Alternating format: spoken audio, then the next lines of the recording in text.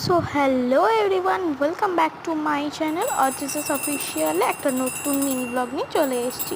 তো এখানে যে গাছটা দেখতে পাচ্ছ, এটা হচ্ছে তুলসী গাছের, যেটাকে কিনা আমি সব সময় স্নান করে উঠে রোজ কিন্তু আমি এটাকে এরকমভাবে পুজো দিই। তো সেটাই আজকে তোমাদের সাথে একটু ছোট্ট করে শেয়ার করলাম।